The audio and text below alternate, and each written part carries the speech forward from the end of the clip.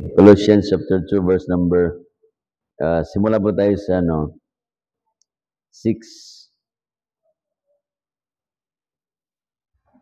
hanggang 8, okay? Uh, we are going to read the word of God responsibly. As ye have therefore received Christ Jesus the Lord, so walk ye in him.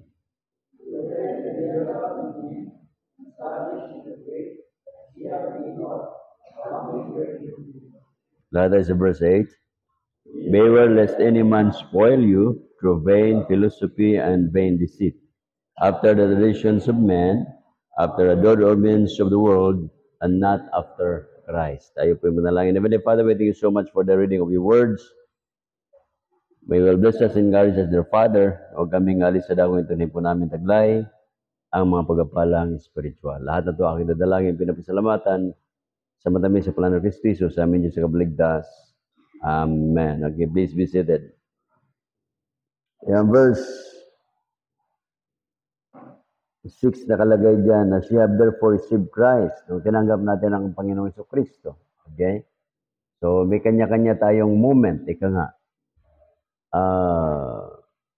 Kung paano natin tinanggap ang Panginoon.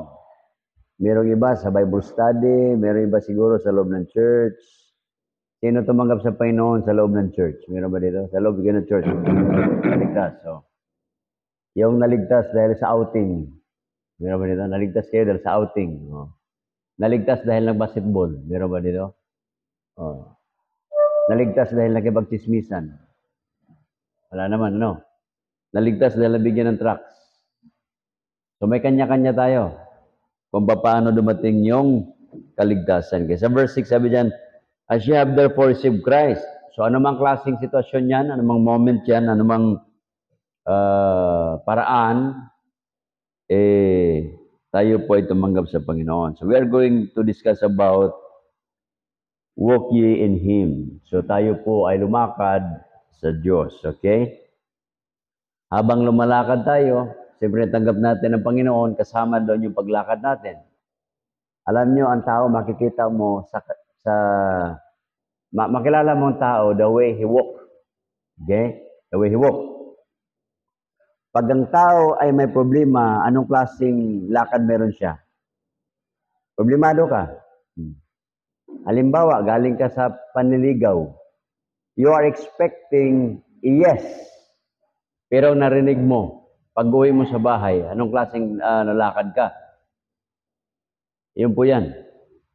Kung ang tao naman ay natanggap doon sa na-applyan ng trabaho, pag umuwi yan, pag lumakad yan, ibang klase ang lakad noon. Okay? Pag ang tao naman ay galing sa sugalan, pagkatapos natalo, alam mo na pagbabalik yan, palakad yan, talong-talo yan, iba ang lakad yan. Para yung lasing, di ba? Yung lasing. Paano maglakad ang lasing? Si Adrian, expert dito eh. Sabi siguro ng kapitbahay na Adrian, basta Mark tawag sa'yo ba? Mark, basaan ka ba? Pauwi ng bahay. Tumalikod ka. Tumalikod. Kasi paano? Pag paabante, dalawang atras eh. Kaya palayo ng palayo eh. Kaya kinakailangan niyan tumalikod para makarating sa bahay. Ayos yan. Okay? Minsan yung mga lasing. Nakakatuwa naman. Hindi na alam kung anong gagawin. Kaya yung iba natutulog na lang sa tabi ng kalsada. May iba natutulog na lang doon. Kung ano yung doon sa lamisa. Kung ano yung pinupulutan niya, doon din yung nasukahan niya, doon yung katabi niya sa Sobra na eh. Yung iba namatay dahil na, alam niyo ba yung aking yung kaibigan ko, isa sa kaibigan ko, na naging mayor ng Surigao. Alam niyo ba kung ano kinamatay noon? Nasa gasaan dyan sa Pasay. Bakit? Under the influence of alcohol. Siyempre, galing ka ng probinsya. Kahit ba naman mayor ka o gobernur ka, pag makipagsaksikan ka dyan sa mga kalsada na yan, iwan ko lang. Parang tayo, kahit tayo oriented dito, pag tumawid ka sa EDSA, abay hirap ka. Tumawid ka sa Commonwealth, ang laki lang ng signage dyan eh. Bawal tumawid, nakakamatay. Sabi nung enforcer, hinuli yung matanda. Ba't ka tumatawid, tay? Hindi mo ba alam ang ganda ng signage? Bawal tumawid dahil nakakamatay. Sabi ng matanda, kaya nga ako tumawid eh. Oh, ibig sabihin, gusto na niya mamatay. Kaya nga ako tumawid. Mahirap So dito, habang tayo po'y lumalakad sa Panginoon, dapat lumakad tayo na mayroong kagalakan sa puso nating kasiyahan sa lahat ng ating mga ginagawa. So dito makita natin yung rooted and build up in Him. So dapat tayo rooted muna. Pag sinabi mong rooted, umugat ka. Yung mga buto, may mga buto dyan na ang tagal bago tumubo. Yung yung dahon na laurel, yung laurel. Itong si Mrs. Nalibasa doon sa Facebook, social media ba? Namimigay ng laurel. Ba, okay Nag-try siya. Binigyan ng 2 buto na laurel. 2 buto, laurel. Sabi niya, Dad, ipunla mo nga. Pinunla ko. Diniligan ko after other day. 1 week na, wala pa rin. 2 weeks na, wala pa rin. 1 month na. Sabi ko naman, buto to. Sabi ko, piki ito, mami. Tinanggal ko, buto pa rin eh. Sabi niya, diligan mo lang. 1 kalahating buwan na, wala pa rin. 2 buwan na. Hinukay ko ulit. Parang lumaki Parang namaga, no? Sabi ko, may pag-asa to. Tinanim ko ulit. 3 months. Nabiak. Mayroon palang buto na kinakailangan tumagal muna, magbilang muna ng buwan bago siya mabuhay. Para yung itlog, di ba? Itlog. The moment you crack it outside, life ends. Patay ang buhay na sa loob. But when the crack came from inside, life begins. Sisimula yung buhay. Minsan tayo, pinapatay tayo doon sa paligid natin habang naglalakad tayo sa Panginoon. Namamatay tayo, pinapatay natin sarili natin because of dito sa paligid natin. Ano sabi dyan sa verse number 8? Beware lest any man spoil you through philosophy. Maraming tao ngayon, mga pilosopo. Pag ikaw ay manood ng mga soap opera, nandoon yung mga tao, mga pilosopo. Sa social media, mayroong mga tao dyan, hindi niwala ng marriage. Sabi nila, it's just a piece of paper. That's true. It's a piece of paper. Ang hindi niya nakuha, that the first marriage in Garden of Eden, there is no such thing as paper. Wala nang papel Because it's binding. I-commitment yan Diyos ang doon, nakipag-sundo ka sa Diyos. So maraming mga tao ngayon, ayaw na nila isama ang Diyos. Kaya minsan, mayroong kinasal ako nung araw. Tumawag yung babae, Pastor, ayoko na. O bakit? Yung napangasawa ko, Kristyano pa man din. Nagloko pala. Maghiwalay na kami. Sabi ko, walang problema yan. Maghiwalay kayo. Lapit lang kayong dalawa sa akin. Mag-usap tayo bago tayo maghiwalay. Ay, hindi na kayo namin kailangan, Pastor. Hindi, ako ang nagasal sa inyo Ang nasabi ko kasi doon, sa hirap at ginhawa. Sa kalusugan man, sa sakitan, so on and so forth, may sinabi ako doon. So, hindi ko nasabi na pag dumating na mayroong babae o talaki involved, ay pwede kayo maghiwalay. Kaya dapat sunod, isama ko na yan.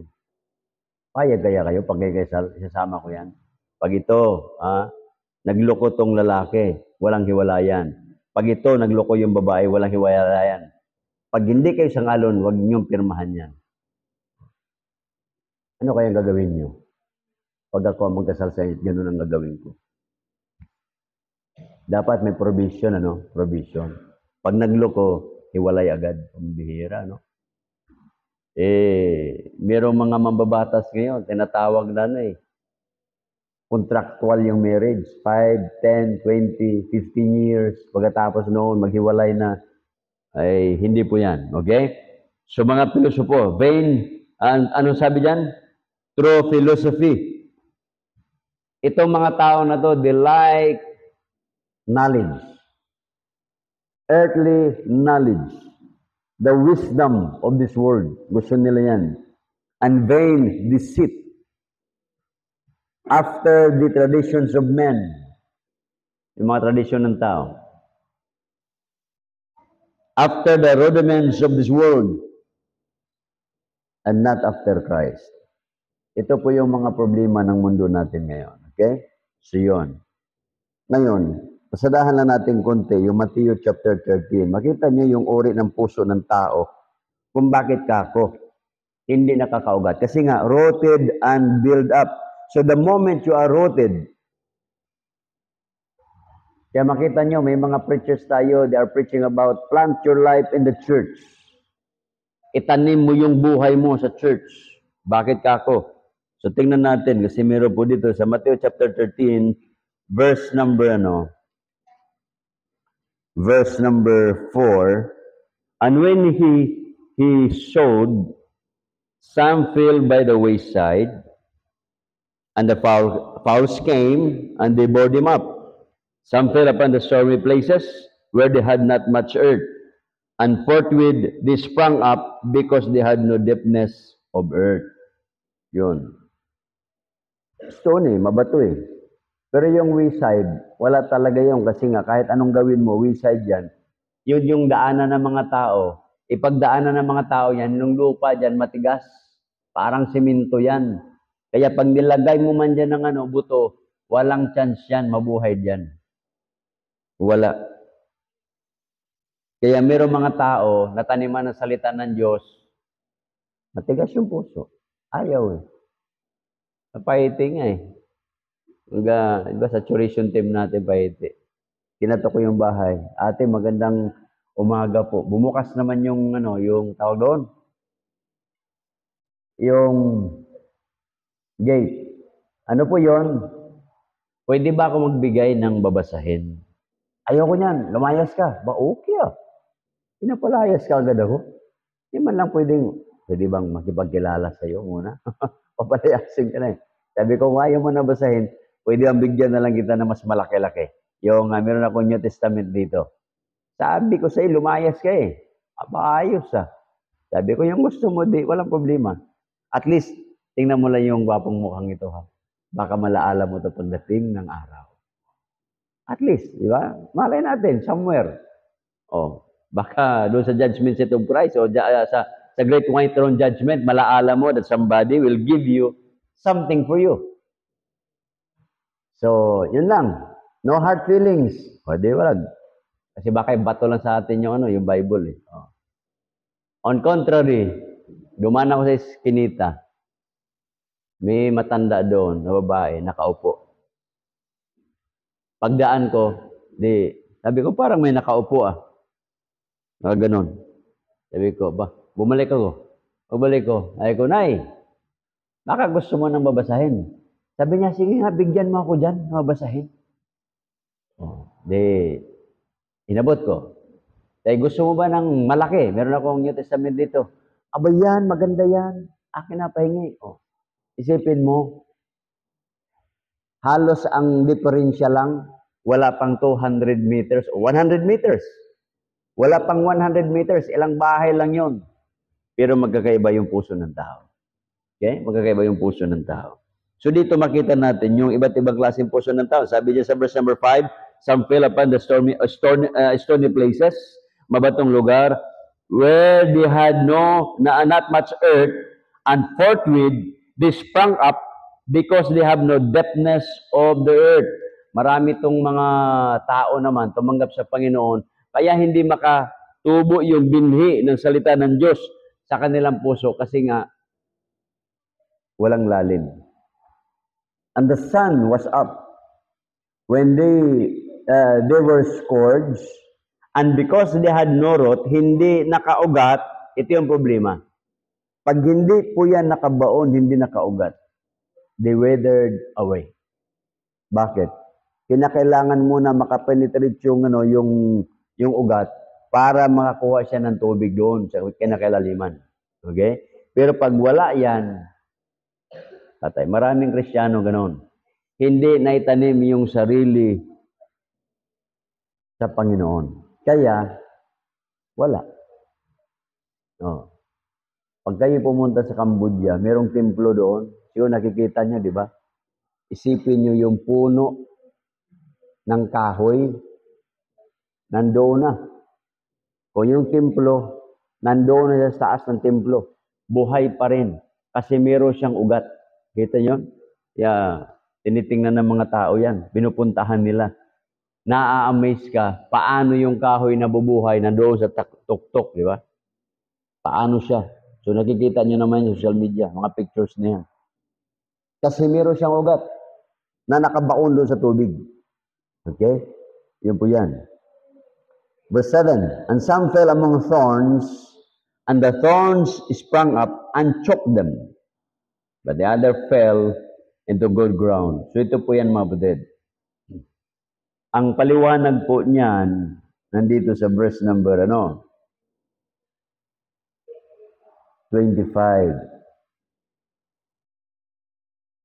Sabi diyan, but while men sleep, his enemy came and sowed tares. Tama ba? Hindi yan.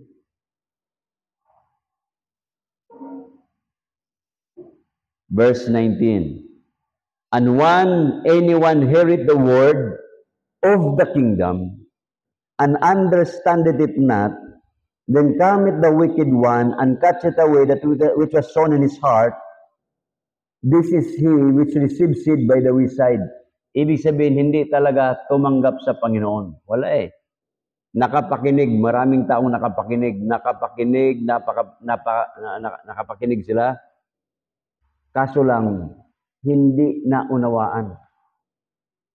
Sa Angono, yung mga Bible study namin ni Pastor Hernan, mayroong babae dyan, 6 times nang tumanggap. 6 times. Sipin mo, tumanggap sa Panginoon, 6 times. Nalala ko pa yung pangalan. Tapos sabi ko sa kanya, kapatid, pwede bang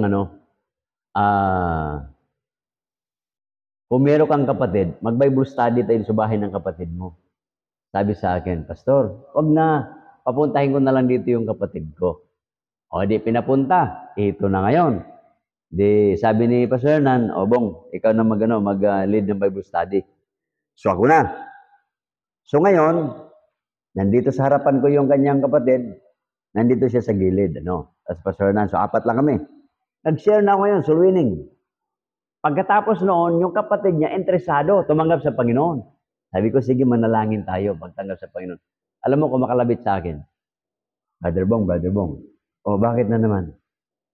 Tatanggap din ako. Tumigil ka na nga, pang-anim na to eh. Di, seryoso na talaga to, totoo na to. Bakit mo nasabi na totoo na? Kasi may kasama na ako. Ang bihira, no? Naghihintay lang pala na kasama ng kapatid niya. So, ibig sabihin nito, 6 na bisis siya, nakapakinig, tanggap ng tanggap, wala sa loob. Maraming mga tao tayong nasyera na ganyan, wala sa loob. Okay? So ito po yung nangyari. Saan na ba yun? Verse 20. But he that received the seed into stony places, the same is he that heareth the word, and no joy receive it. Yet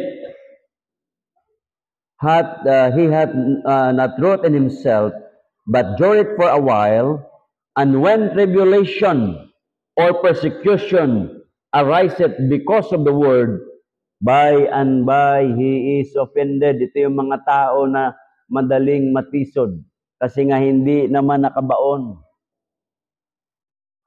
Nakasubok na ba kayo magbunot ng paragis? Paragis? Damo? Maliit na yun, di ba? Subukan yung bunutin yung paragis na yun. Yan ay napakaliit lang na damo. Pero pag binunot mo yan, ang hirap mong bunutin. Kasi nga nakapenetrate siya. Kaya ang hirap mong bunutin. Subukan na nun? Adrian? Paragis? Ang hirap eh. Mapapamura ka eh. Binubunot mo yun eh. Sa halip na paragis ang pangalan, maiba ang masabi mo eh. Kaya yun eh. Or else, subukan yung magbunot. Bunutin nyo. Maliit lang naman, di ba? Bunutin nyo yung yung makahiya. Subukan nyo. Mahihiya ka. Mahihiya ka. Makahiya lang yun. Damo lang yun eh. Pero mahihiya ka. Bakit? Sugat-sugat yung kamay mo eh. Pero kamatis, bunutin mo. Malaking puno, madaling mapunot. Talong, bunutin mo, madali yan. Pero yung paragis, yung makahiya, ang hirap bunutin yan. How much more? Yung mangga, madali mong bunutin. Pag ganito kaliit yung mangga, kaya mo pa siyang bunutin. Pero pag ang lansones ganito kalaki, ay maghunos dili ka. Maghunos dili ka. Yung lansones na ganito kalaki, maghunos dili ka.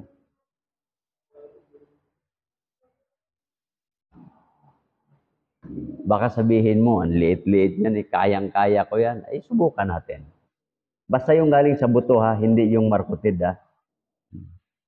Kasi pag ganyan kalaki ang lansones, ilang taon na yan, Angelo?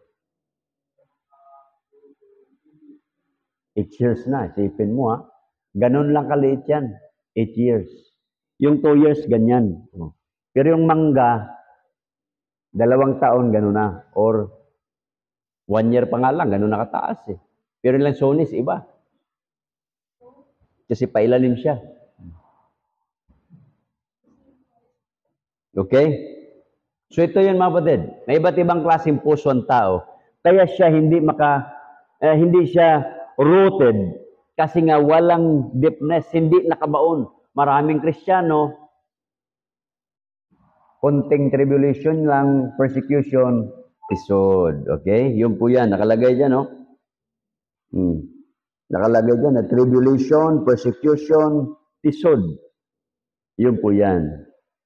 He also that received among the thorns is he that heareth the word, and the care of this world, and the deceitfulness of riches, choke the word, and he becometh unfruitful. So yun po yun mga kapatid. Kaya balikan natin yung verse number 7, Colossians chapter 2, verse number 7, rooted and built up in Him. Paano ka? How?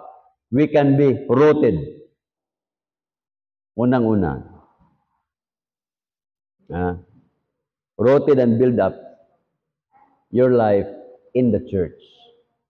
Yung buhay natin, dapat dito ka umugat. Kita mo yung mga tao nakaugat sa sabungan.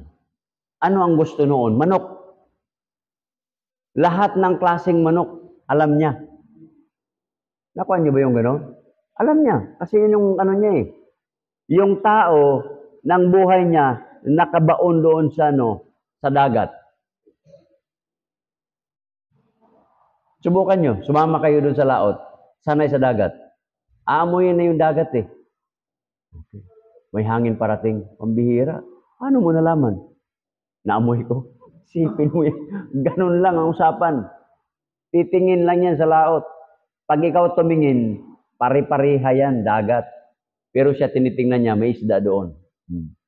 May patong doon. Malalim doon. Mababaw doon. Pagtuturo lang niya yun eh. Pero pag ikaw, parang nga lang naman tubig yun. Paano niya nalaman yun? Ito pa. Hahawakan niya yung temperatura ng tubig. Gaganon lang niya yung kanyang kamay. Wow! Parang Moana, no? Ganun lang, oh. Inaamoy niya. Alam na niya. Pero tayo,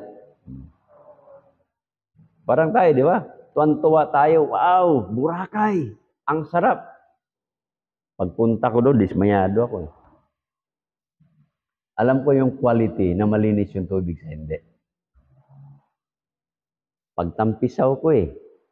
Una ko kasi tinitingnan yung yung inaamoy ko kagad yung tubig. Parang CR naman to.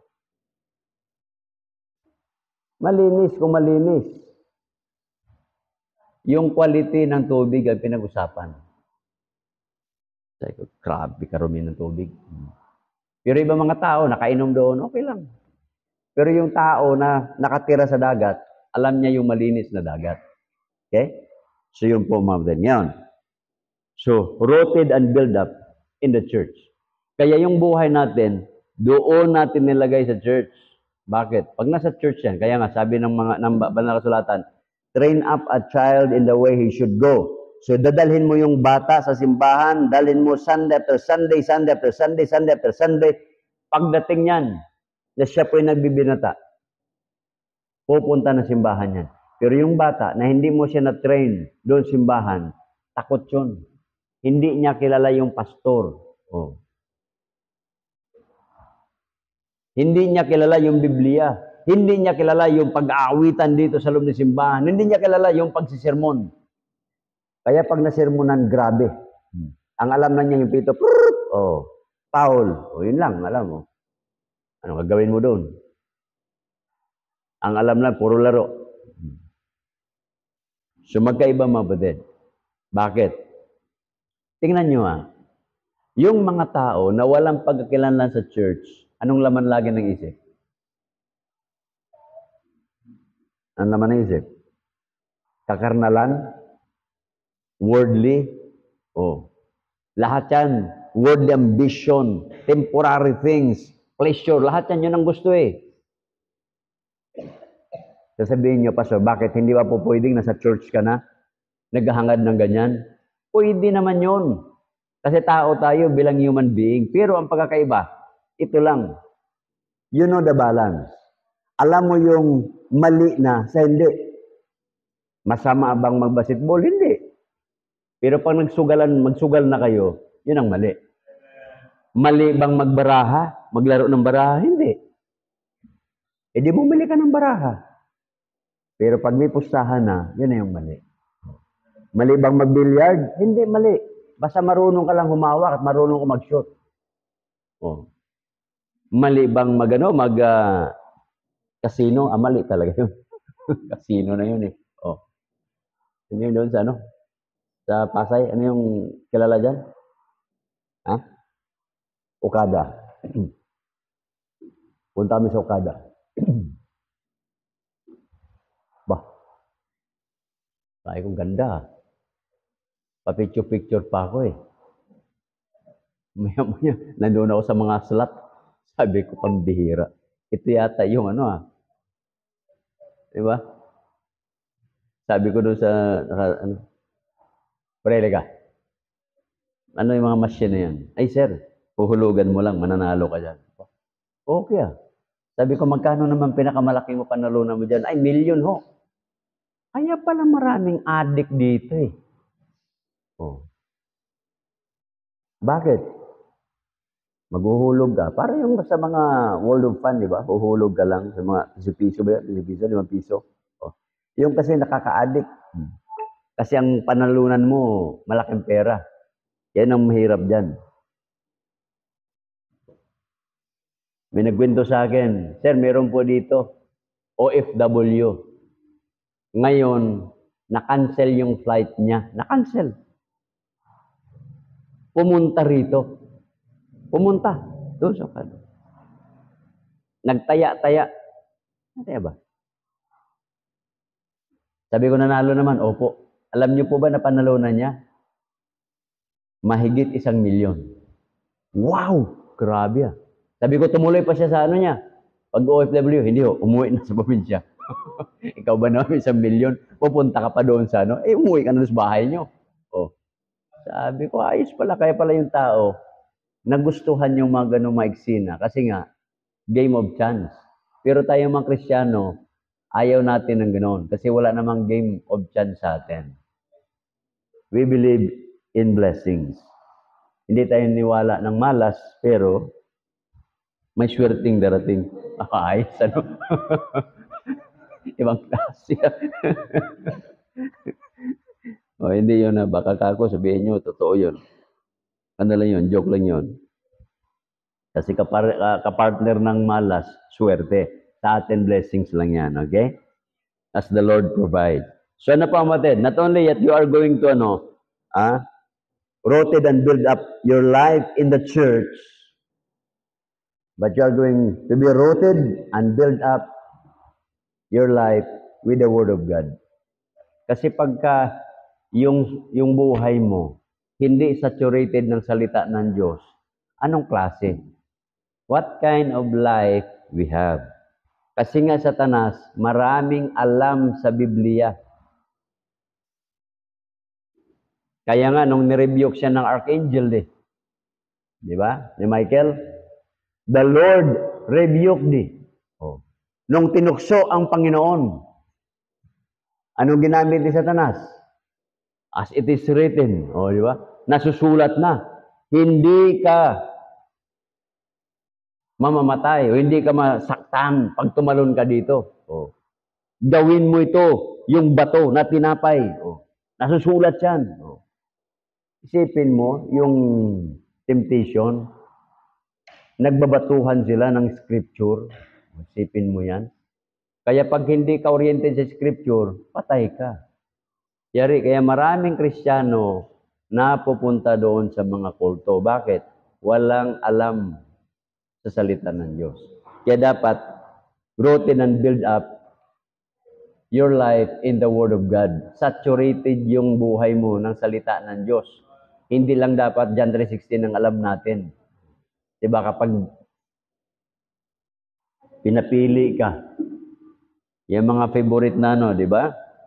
Nung araw, ito kwento sa Russia. Underground church nila, nahuli. Nung mahuli, sabi ng nakahuli? Ito yung Bible. Nilagay dyan. Apakan nyo. Pag inapakan nyo, buhay kayo. Pila-pila, single. Bihira. Mula sa pastor, inapakan din ng pastor. Sibat, bihira, no? Sibat yung pastor. Buhay ang pastor, inapakan yung Bible. Lahat, mga elder, inapakan. Mayroong mga Kristiyano doon. Hindi talaga, hindi lumabas. Nag-iiyakan. Yung bata, tinakbo yung Bible. Niyakap, umiyak. Sabi ng yung nakahuli, yung sundalo, sino pa ang gustong mabuhay? Lumabas na. Sabi ng sundalo, ikaw ining, gusto mo mabuhay? Opo, sir. Di bali nang matay ako, ayoko lang apakan yung Biblia. Ikaw, tatang, ayoko po, gusto ko pong mamatay. Ayoko apakan yung Biblia. Sipin mo, may pastor, may elder, inapakan. Yung kapiranggot na yun, nag-iiyakan. Nagpaputok yung sundalo sa loob. Tapos lumabas, nandoon yung mga lumabas. Sabi ng sundalo, kayo ang mga piking Kristiyano.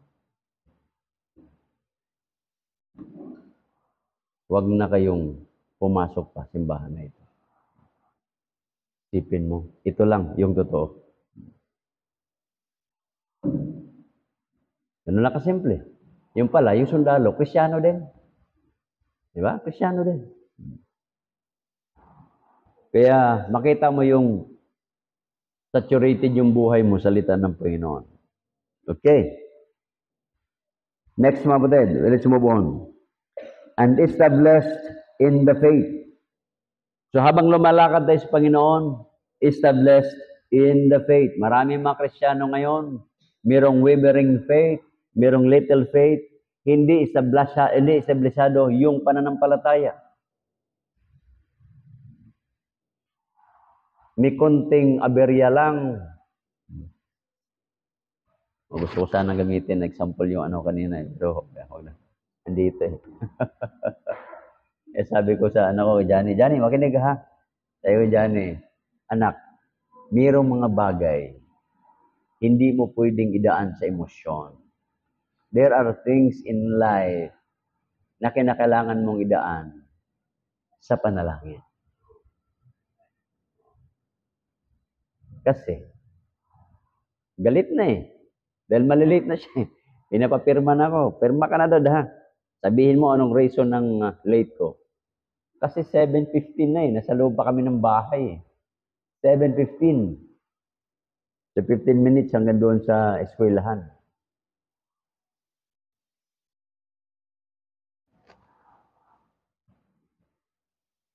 Binilisan ko. Sa subdivision pala, nang-overtake na eh. Hanggang doon sa labasan. Bara-bara, di ba? Bara-bara yun. Oh, sipin mo yan. 10 minutes lang hanggang doon sa eskwelahan. Kaso nga lang, agresibo yun. Oh. Takbo. Sabi ko sana ko, hindi lahat ng bagay, daanin mo sa emosyon. There are things in life, daanin mo sa panalangin. Sabi ko sa kanya, kita mo anak, nagpe-pray ako, Lord, bilisan ko yung aking pagbibiyahe, pero yung kalsada naman ay maliwalas. Kasi kung bilisan mo yung takbo mo at traffic naman, paano ka makatakbo? Wala. Ayun. Kaya yun po yung sa buhay natin, mga kapatid. Established in the faith. Maraming Kristiyano hindi establishado yung pananampalataya. Yung iba, tawag doon, lipat dito, pag natisod, lipat na naman sa kabila, lipat. Anong klaseng membro? Mga tipaklong. Walang ganon. The moment na ligtas tayo, yun na yun. Alangan naman sabi ko sa tatay ko, hindi ko type na ikong tatay ko. Maghanap ako ng ibang tatay. No, hindi. You cannot say that. Yung tatay nyo na yan for life. Amen, mga kapatid? Whether you like it or not. Dito sa mga anak ko, habang nagda-drive ako, tinanong ko sarili ko, what kind of father am I? Ako ba yung perfectionist? Ako ba yung authoritative? Ako ba yung permissive? Or what? Anong klaseng tatay ako? Permissive ba ako? Democratic ba ako? Perfecto ba akong tatay? Sabi ko, hanggang ngayon, hindi ko pa alam kung anong klaseng tatay ako. You cannot say that. Di ba? Kasi yung bata, habang hindi pa makapagsalita, you can be an authoritative father. Pero pag yan ay 10 years old na, 15 years old na, sasagutin ka na yan. Sasagutin ka na. Ilang taong ka, Diyos, na napalo, Diyos? Huling palo ko sa'yo. 8 years old? Oh. Kasi meron ako yung palo, sabi ko, kamay ba? May limitasyon yun. Hindi mo pwedeng paluin, ganun kalalaki. Baka, sige, pambihira. Iyari ka. Pupurmahan ka dyan. Diba? Kakaratingin ka dyan eh. Oh. Kaya dapat, pag na kayo, hanggang ilang taon ako pwedeng, hindi. Kasi pag ganyan, titigas na ang puso niyan. O, di ba? Kaya meron kang panahon. Okay? I-establish mo na rin yun. Ganun din sa pananampalataya, mga kapatid. Yun yung sinabi ni Pablo, as ye have been taught, naturuan. Ito last. So rooted, established in the faith. Itong panghuli, as we walk in the Lord, abounding therein with thanksgiving. Sumagana. Yun. Pag sumagana ka, okay ah. Parang luminis palang paligid natin, ano? Yan. Lalagyan lang yan ng konting, ano? poste dyan, yung mga ganun, no? Para gumanda. Sa gitna kasi mapaprint tayo ng, ng world map, mapa ng mundo. Yan. Pagawa tayo. Ito, palitan na yan kasi sobrang taas, bigat. Kasi baka ako magsunglid dyan si Ricardo, biglang malaglag. Ay, patay ka niyan, sa bigat niyan. Palitan natin ng magaan, aluminum. Para kasi yan, biak ang, mo yan, pag nahulog yan, biak ang ulo mo yan Kaya palitan natin nung lang, yung bokeh lang ang ulo mo, aluminum. O, mabokeh lang. Mas okay na yun. Hindi yung biak. Kasi ako, natatakot din ako minsan Pagka nandyan, kaya ayaw kong tumabi. Kasi baka malaglag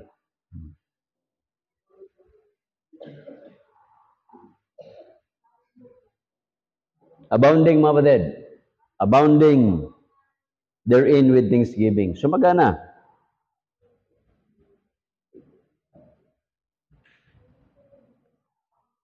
Mayroong mga tao, Kristiyano. Alam niyo yung yung ayaw magbigay ng oras. Ayaw ibigay yung buhay nila.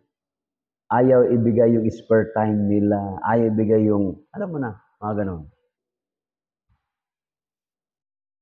Pero yung word dito na ginamit ni Pablo, abounding therein. Yung bang sumagana ka, nasaktan ka.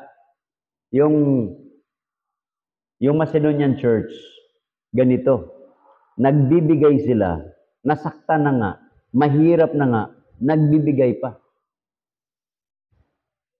Alam niyo, pinakamasayang Kristiyano, yung nasaktan na sa paglilingkod sa Panginoon. The moment na masaktan ka, you can easily adjust. Para pag dumating yung sunod na sakit, hindi ka na masaktan. Napagdaanan ko na to Si David, kaya nagawa niyang lumaban kay Goliath. Nag-upgrade siya Napatay niya yung leon Napatay niya yung bear. Kaya sabi niya, kung yun, malalakas naman sa akin yun, baka kako ito. Nag-upgrade lang siya. Minsan sa pananampalataya natin, mag-upgrade tayo. Okay? Huwag yung, alam niyo, yung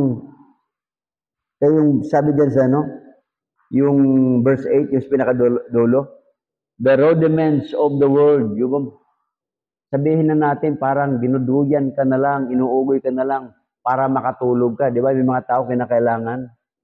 Sa taas ng bahay namin, pag hindi ako naantok, upo lang ko doon sa taas, ganun-ganon lang ako.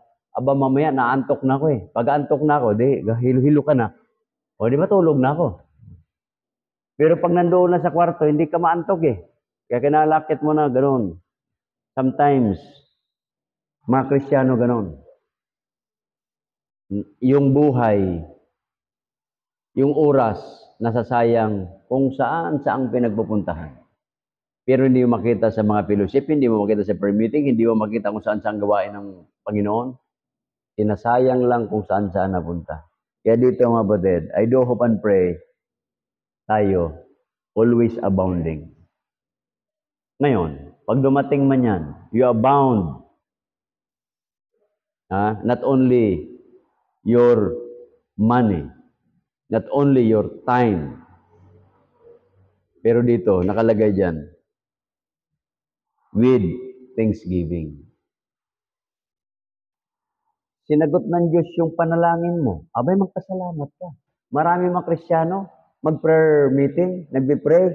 Pagkatapos, pag-pray po na makapagtrabaho ako. Nung makatapos na makapagtrabaho, nawala na. Parang mga bubbles. Pray po ako na makapasa po ako sa exam. Nung makapasa sa exam, hindi naman naghingi ng pasalamat sa Panginoon. Hindi nabigyan ng pasalamat. Pray ng Panginoon, ingatan niyo po ako sa biyahe. Nakarating sa biyahe, walang thanksgiving. Panginoon, nawa po, ako ay mag-increase yung salary. Makakuha ko ng bonus sa ganito. Well, that's good. Pero nawala yung thanksgiving. Sometimes, yun yung problema natin. Pag dumating na yung mga answered prayers natin, nakalimutan natin yung word na thanksgiving. Kaya sabi dito ni Pablo, abounding therein with thanksgiving. Hindi naman yan mahirap eh. It will not take you i-work. Kasi yan, salita yan. Reverence due to God. O, Panginoon, salamat ha. O, kasi sino ba naman yung whisper a prayer in the morning, whisper a prayer at noon, whisper a prayer in the evening with thanksgiving. Salamat ka lang naman sa Panginoon eh. Kung dito nga sa lupa, natuto tayo magpasalamat, how much more sa Diyos. Okay? Kaya ito po yan. As we walk with the Lord, rooted and build up in Him, establish your faith, and abounding therein with thanksgiving. Tumayo po tayo po yung manalangin. Heavenly Father, we thank you so much sa mga lapalaala po ng inyong salita. Ingatan niyo po kami at harinawa ang buhay namin habang kami lumakad sa inyo.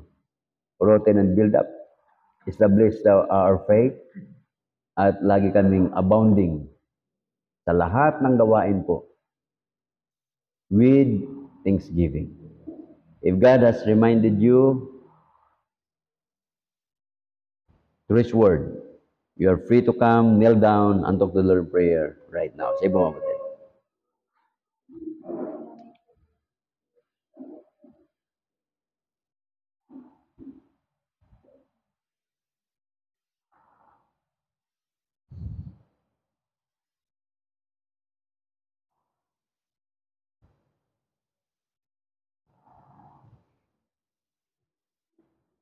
Thank you, Father, for reminding us through your words.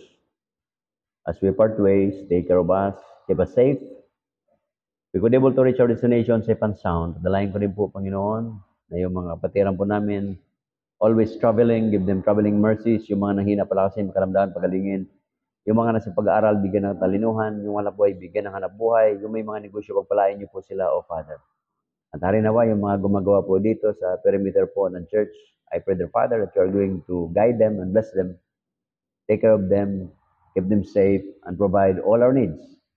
And harinawa, i-bless nyo rin po kami in terms of finances. And make us a channel of blessing to other people. Lahat na ito aking didalangin, pinapasalamatan, sa matamis sa pangalan ng Kristo, sa amin Diyos sa paligtas. Amen. God bless us all.